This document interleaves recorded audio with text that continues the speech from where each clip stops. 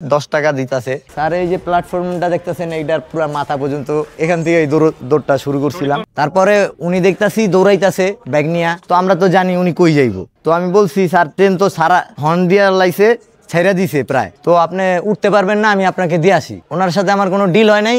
আমি বলছি স্যার আপনি দিয়েন, জিগায়ও নাই কত দিতে হইব, আমি খালি ব্যাগটা চাইছি, উনি আমার দিয়ে দিছে। ক্লিয়ার উনি জানে উঠতে পারবো না যদি না দেয়। কোনো কন্টাক্ট হয় নাই? না, যদি কন্টাক্ট হইতো তাহলে আমি বেশি চাওয়ার কোনো প্রশ্নই ওঠে না। কারণ একটাই যে স্যার ট্রেন থামাইয়া তারে উঠাই দিছি গাছ সাহেবকে বলে।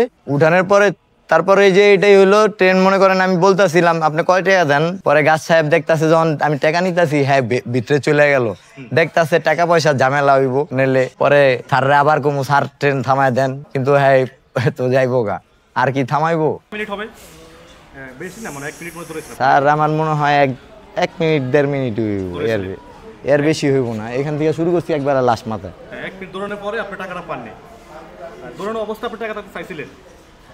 টাকাটা তো যখন টাইমে আসছিল তখন থেকেই চাইছিলাম। হ্যাঁ, সে তখন কি বলছে? তখন দেখলাম ট্রেন ছাইড়া দিল, পরে আমি বললাম আরে আপনি যদি টাকাটা না দেন তাহলে কিন্তু ট্রেন চলে যাইতেছে, আমি কিন্তু বেশি দৌড়াইতে পারবো না, এটাও বলছি।